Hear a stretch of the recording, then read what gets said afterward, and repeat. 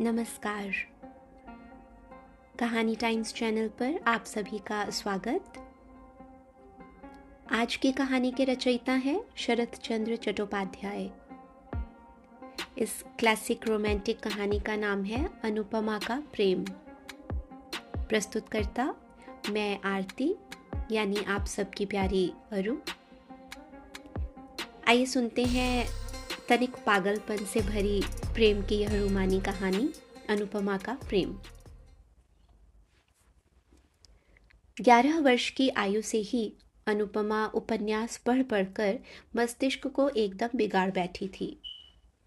वह समझती थी मनुष्य के हृदय में जितना प्रेम, जितनी माधुरी, जितनी शोभा, जितना सौंदर्य, जितनी तृष्णा है, सब छान-बीन कर, साफ कर उसने अपने मस्तिष्क के भीतर जमा कर ली है। मनुष्य स्वभाव, मनुष्य चरित्र उसका नख दर्पण हो गया है। संसार में उसके सीखने योग्य वस्तु और कोई नहीं। वह सब कुछ जान चुकी है, सब कुछ सीख चुकी है। सतीत्व की ज्योति को वह जिस प्रकार देख सकती है, प्रणय की महिमा को वह जिस प्रकार समझ सकती है, संसार में और कोई भी व्यक्ति उस जैसा समझदार नहीं। अनु ने सोचा, वह एक माधवी लता है जिसमें मंजरियां आ रही हैं। इस अवस्था में किसी शाखा की सहायता लिए बिना उसकी मंजरियां किसी भी तरह प्रफुल्लित होकर विकसित नहीं हो सकती। इसलिए ढूंढ खोजकर एक नवीन व्यक्ति को सहयोगी की तरह उसने मनोनीत कर लिया एवं 2-4 दिन में ही उसे मन, प्राण, जीवन, यौवन सब कुछ दे डाला। मन ही मन। देने अथवा लेने का सबको समान अधिकार है, परंतु ग्रहण करने से पूर्व सहयोगी को भी बताने की आवश्यकता होती है। यहीं आकर माधवीलता कुछ विपत्ति में पड़ गई। अब नवीन सहयोगी को वह किस तरह जताए कि वह उसकी माधवीलता है, विकसित होने के लिए खड़ी हुई है। उसे आश्रय न देने पर इसी समय मंजरियों के पुष्पों के साथ वह पृथ्वी पर लोटती पोटती प्राण त्याग देगी। परंतु सहयोगी उसे न जान सका। ना जानने पर भी अनुमान का प्रेम उत्तरोत्तर वृद्धि पाने लगा। अमृत में विष, सुख में दुख, प्रणय में विच्छेद चिर प्रसिद्ध है। 2-4 दिन में ही अनुपमा विरह व्यथा से जर्जर शरीर होकर मन ही मन बोली, स्वामी, तुम मुझे ग्रहण करो या ना करो, बदले में प्यार दो या ना दो, मैं तुम्हारी चिरदासी हूँ। प्राण चले जाएं, यह स्वीकार है, परंतु तुम्हें किसी प्रकार नहीं छोड़ूंगी। इस जन्म में न पा सकूं तो अगले जन्म में अवश्य पाऊंगी। तब देखोगे सती साध्वी की भुजाओं में कितना बल है। अनुपमा बड़े आदमी की लड़की है। घर से संलग्न बगीचा भी है, मनोरम सरोवर भी। वहां चांद भी उठता है, कमल भी खिलते हैं, कोयल भी गाती है, भौरे भी गुंजारते हैं। वहां पर वह घूमती फिरती विरह व्यथा का अनुभव करने लगी। सिर के बाल खोल डाले, अलंकार उतार फेंके, शरीर में धूलि मलकर प्रेम योगिनी बन कभी सरोवर के जल में अपना मुंह देखने लगी, कभी आंखों से पानी बहाती हुई गुलाब के फूल को चूमने लगी, कभी आंचल बिछाकर वृक्ष के नीचे सोती हुई हाय की हुताशन और दीर्घ श्वास छोड़ने लगी। भोजन में रुचि नहीं रही, शयन की इच्छा नहीं, साज सज्जा से बड़ा वैराग्य हो गया। कहानी किस्सों की भांति विरक्ति हो आई। अनुपमा दिन प्रतिदिन सूखने लगी। देख सुनकर अनु की माता को मन ही मन चिंता होने लगी। एक ही तो लड़की है, उसे भी यह क्या हो गया? पूछने पर वह जो कहती उसे कोई भी समझ नहीं पाता। होठों की बात होठों पे रह जाती। अनु की माता फिर एक दिन जगबंधु बाबू से बोली, अजी, एक बार क्या ध्यान से नहीं देखोगे? तुम्हारी एक ही लड़की है, जैसे बिना इलाज के मरी जा रही है। जगबंधु बाबू चकित होकर बोले, क्या हुआ उसे? सो कुछ नहीं जानती। डॉक्टर आया था, देख सुनकर बोला, बीमारी बीमारी कुछ नहीं है। तब ऐसे क्यों हुई जा रही है? जगबंधु बाबू विरक्त होते हुए बोले, हम किस तरह जाने? तो मेरी लड़की मर ही जाए। यह तो बड़ी कठिन बात है। ज्वर नहीं, खांसी नहीं, बिना बात के ही यदि मर जाए तो मैं किस तरह से बचाए रहूंगा। गृहिणी सूखे मुंह से बड़ी बहू के पास लौटकर बोली, बहू, मेरी अनु इस तरह से क्यों घूमती रहती है? किस तरह जानू माँ? तुमसे क्या कुछ भी नहीं कहती? कुछ नहीं। गृहिणी प्रायः रो पड़ी। तब क्या होगा? बिना खाए बिना सोए इस तरह सारे दिन बगीचे में कितने दिन घूमती फिरती रहेगी और कितने दिन बचेगी? तुम लोग उसे किसी तरह समझाओ, नहीं तो मैं बगीचे के तालाब में किसी दिन डूब मरूंगी। बड़ी बहू कुछ देर चिंतित होती हुई बोली, देख सुनकर कहीं विवाह कर दो। गृहस्थी का बोझ पड़ने पर अपने आप सब ठीक हो जाएगा। ठीक बात है, तो आज ही यह बात मैं पति को बताती हूँ। पति यह बात सुनकर थोड़ा हंसते हुए बोले, कलिकाल है, कर दो, ब्याह करके ही देखो यदि ठीक हो जाए। दूसरे दिन घटक आया। अनुपमा बड़े आदमियों की लड़की है, उस पर सुंदरी भी है। वर के लिए चिंता नहीं करनी पड़ी। एक सप्ताह के भीतर ही घटक महाराज ने वर निश्चित करके जगबंधु बाबू को समाचार दिया। पति ने यह बात पत्नी को बताई, पत्नी ने बड़ी बहू को बताई, क्रमशः अनुपमा ने भी सुनी। 2-1 दिन बाद एक दिन सब दोपहर के समय मिलकर अनुपमा के विवाह की बातें कर रहे थे। उसी समय वह खुले बाल अस्त व्यस्त वस्त्र किए एक सूखे गुलाब के फूल को हाथ में लिए चित्र की भांति आ खड़ी हुई। अनु की माता कन्या को देखकर तनिक हंसती हुई बोली, ब्याह हो जाने पर यह सब कहीं अन्यत्र चला जाएगा। 2-1 लड़का लड़की होने पर तो कोई बात ही नहीं। अनुपमा चित्र लिखित की भांति सब बातें सुनने लगी। बहू ने फिर कहा, माँ, नंदानी के विवाह का दिन कब निश्चित हुआ? दिन अभी कोई निश्चित नहीं हुआ। नंदोई जी क्या पढ़ रहे हैं? इस बार बीए की परीक्षा देंगे। तब तो बहुत अच्छा वर है। इसके बाद थोड़ा हंसकर मजाक करती हुई बोली, परंतु देखने में खूब अच्छा ना हुआ तो हमारी ननद जी को पसंद ना आएगा। क्यों पसंद नहीं आएगा? मेरा जमाई तो देखने में खूब अच्छा है। इस बार अनुपमा ने कुछ गर्दन घुमाई, थोड़ा सा हिलकर पांव के नख से मिट्टी खोदने की भांति लंगड़ाती लंगड़ाती बोली, विवाह मैं नहीं करूंगी। माँ ने अच्छी तरह न सुन पाने के कारण पूछा, क्या है बेटी? बड़ी बहू ने अनुपमा की बात सुन ली थी। खूब जोर से हंसते हुए बोली, ननद जी कहती हैं वे कभी विवाह नहीं करेंगी। विवाह नहीं करेगी? नहीं। न करे। अनु की माता मुंह बनाकर कुछ हंसती हुई चली गई। गृहिणी के चले जाने पर बड़ी बहू बोली, तुम विवाह नहीं करोगी? अनुपमा पूर्ववत गंभीर मुंह किए बोली, किसी प्रकार भी नहीं। क्यों? चाहे जिसे हाथ पकड़ा देने का नाम ही विवाह नहीं है। मन का मिलन न होने पर विवाह करना भूल है। बड़ी बहू चकित होकर अनुपमा के मुंह की ओर देखती हुई बोली, हाथ पकड़ा देना क्या बात होती है? पकड़ा नहीं देंगे तो क्या लड़कियां स्वयं ही देख सुनकर पसंद करने के बाद विवाह करेंगी? अवश्य। तब तो तुम्हारे मत के अनुसार मेरा विवाह भी एक तरह की भूल हो गया। विवाह के पहले तो तुम्हारे भाई का मैंने नाम तक न सुना था। सभी क्या तुम्हारी ही भांति हैं? बहू एक बार फिर हंसकर बोली, तब क्या तुम्हारे मन का कोई आदमी मिल गया है?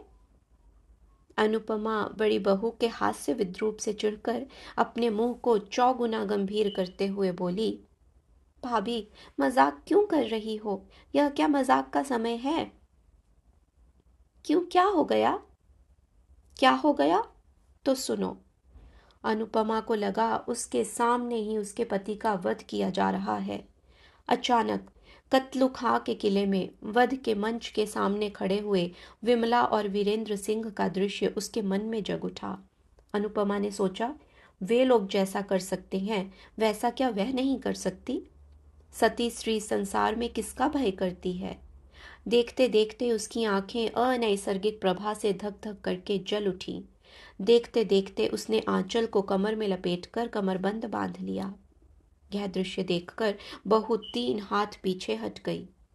क्षण भर में अनुपमा बगल वाले पलंग के पाए को जकड़कर आंखें ऊपर उठाकर चीत्कार करती हुई कहने लगी, प्रभु स्वामी प्राणनाथ, संसार के सामने आज मैं मुक्त कंठ से चीत्कार करती हूँ, तुम ही मेरे प्राणनाथ हो। प्रभु तुम मेरे हो, मैं तुम्हारी हूँ। यह खाट के पाए नहीं, ये तुम्हारे दोनों चरण हैं। मैंने धर्म को साक्षी करके तुम्हें पति रूप में वरण किया है।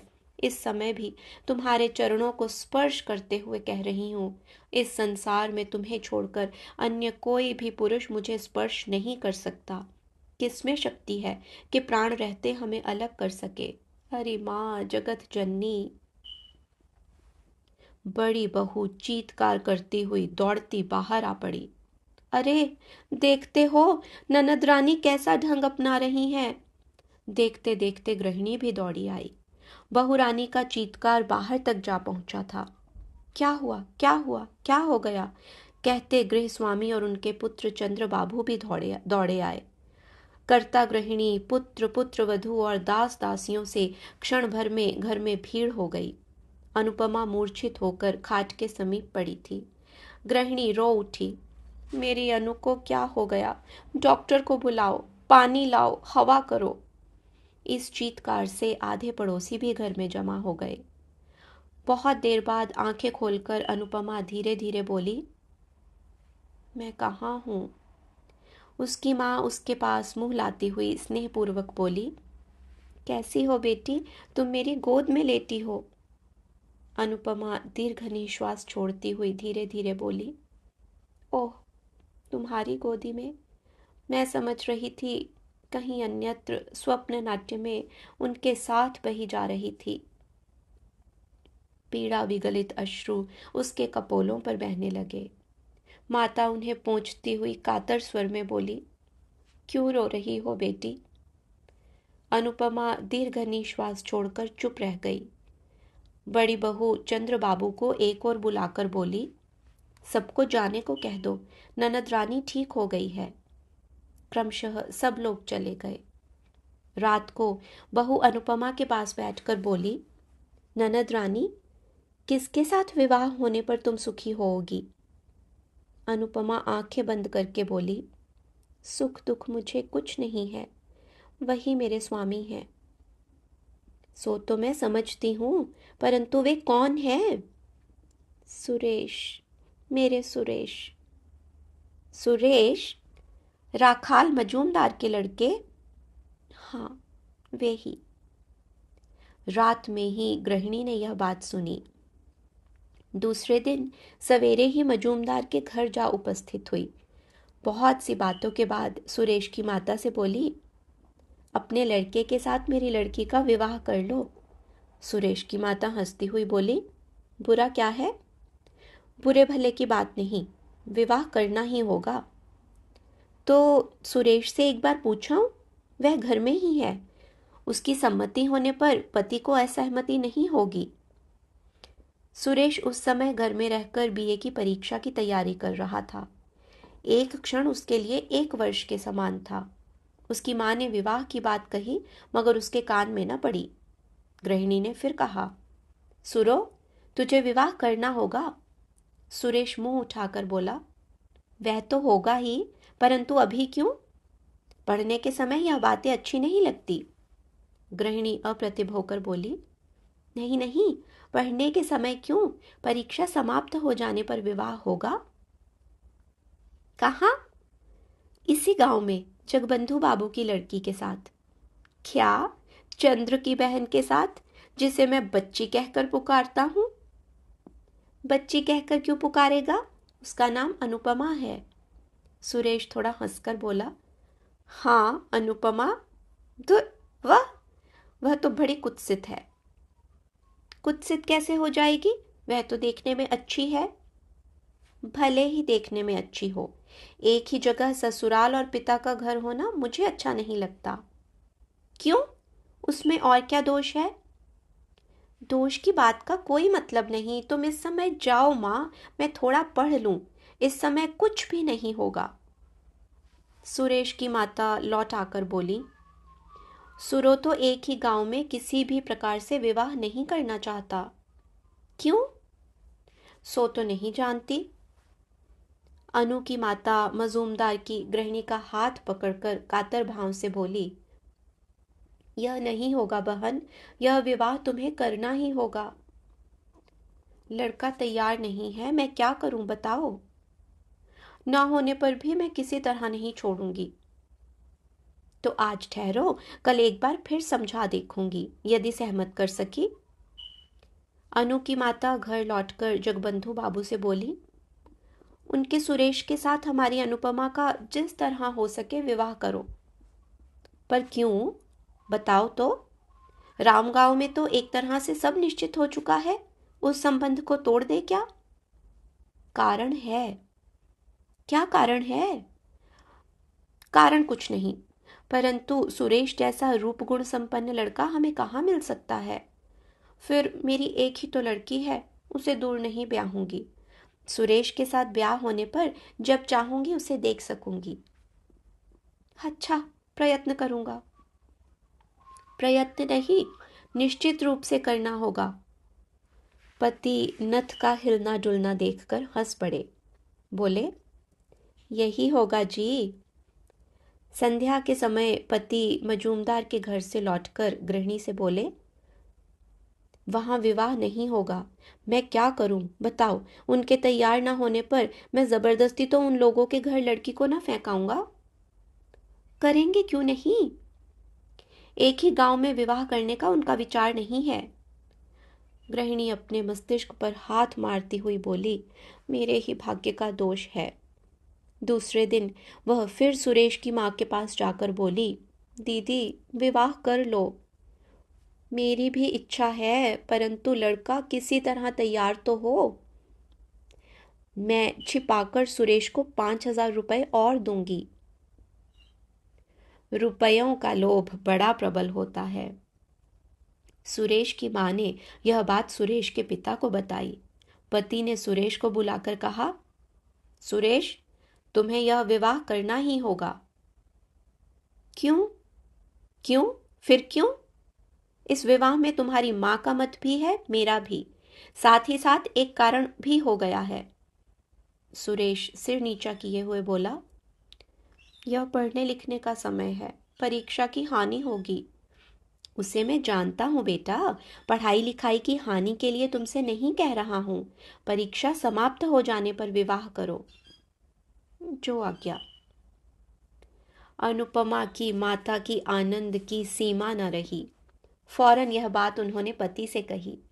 मन के आनंद के कारण दास दासी सभी को यह बात बताई। बड़ी बहू ने अनुपमा को बुलाकर कहा, यह लो, तुम्हारे मन चाहे वर को पकड़ लिया है। अनुपमा लज्जापूर्वक थोड़ा हंसती हुई बोली, यह तो मैं जानती थी। किस तरह जाना? चिट्ठी पत्री चलती थी क्या? प्रेम अंतर्यामी है, हमारी चिट्ठी पत्री हृदय में चला करती है। धन्य हो तुम्हारी जैसी लड़की। अनुपमा के चले जाने पर बड़ी बहू ने धीरे धीरे मानो अपने आप से कहा, देख सुनकर शरीर जलने लगता है। मैं 3 बच्चों की माँ हूं और यह आज मुझे प्रेम सिखाने आई है। धन्यवाद। उम्मीद है आपको यह रोचक कहानी पसंद आई होगी। अगली कहानी के साथ शीघ्र ही फिर मुलाकात करेंगे। तब तक के लिए नमस्कार। हमारे चैनल को लाइक और सब्सक्राइब करना ना भूलें। धन्यवाद।